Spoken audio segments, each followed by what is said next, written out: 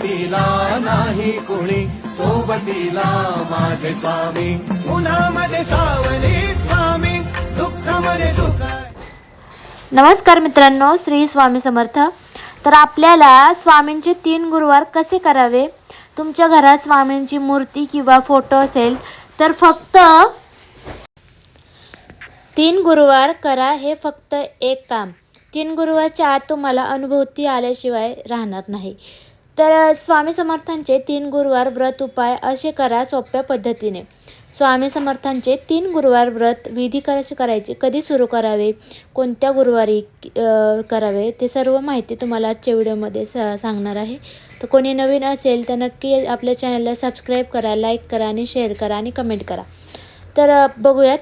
तर शक्यतो शुद्ध मनाने सकाळी पहिल्या गुरुवारी सकाळी 3 गुरुवार आपल्याला सलग करायचे आहेत.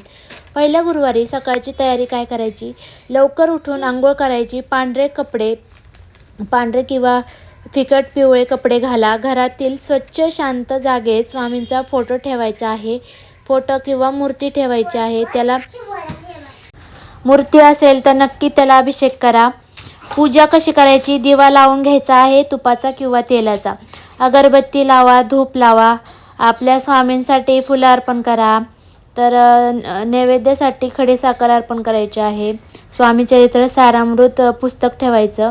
आणि सर्व पूजाविधी कशी करायची, स्वामींच्या फोटोला फुले, अक्षता, नैवेद्य अर्पण करून घ्या. स्वामी चरित्र सारामृत 1 ते 7 अध्याय पहिल्या गुरुवारी वाचायचं आहे. दुसऱ्या गुरुवारी 7च्या पुढचे वाचायचे. तर 21 अध्याय हे 3 गुरुवारी पूर्ण होतात. तर हे व्रत श्रद्धा अडचणी दूर होण्यासाठी, स्वामी कृपेसाठी केले जातात.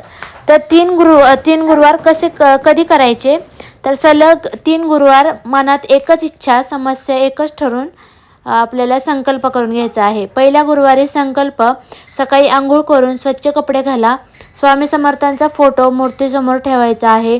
दिवा लावा, अगरबत्ती लावा, संकल्प म्हणा. श्री स्वामी समर्थ महाराज आपल्या सर्व इच्छा समस्या पूर्तीसाठी मी आजपासून 3 गुरुवार व्रत करीत आहे हे आपले स्वामींना सांगायचं आहे. त्यांना सांगा कृपा असावी. हे सर्व बोलून आपला संकल्प होऊन जातो. तर 11 माळी जप करा. तर ओम श्री स्वामी समर्थ 108 वेळा म्हणायचं आहे. आरती म्हणा. 2 मिनटं शांत ध्यानस्थ व्हा. तर उपवास किंवा आहार कसा घ्यावा, शक्य असल्यास उपवास न जमल्यास फळे, दूध, साधे सात्विक अन्न, मांस, मद्य टाळायचं आहे. सात्विक अन्न घ्या. तर या दिवशी दान खूप महत्त्वाचं आहे. प्रत्येक गुरुवारी आपल्याला गूळ, चणा, केळी किंवा अन्न गरजू व्यक्तीस दान करा.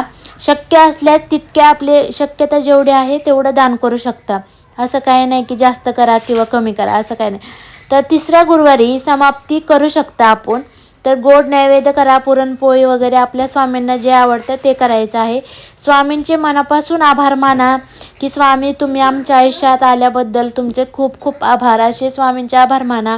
खूप श्रद्धेने आणि मनोभावे आपल्याला परिणाम स्वामींवर ठेवायचा आहे. स्वामी आपल्याला परिणाम नक्की दाखवतील.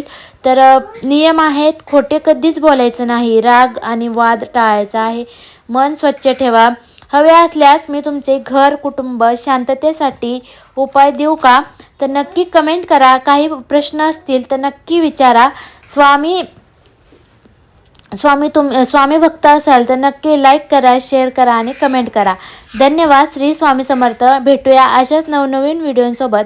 तोपर्यंत आपल्या चॅनलला सबस्क्राईब करा. तर आपले सबस्क्रायबर जे स्वामी भक्त असतील तेच करतील. तर कमेंट करा श्री स्वामी समर्थ. व्हिडिओ आवडला असेल तरच लाईक करा. धन्यवाद.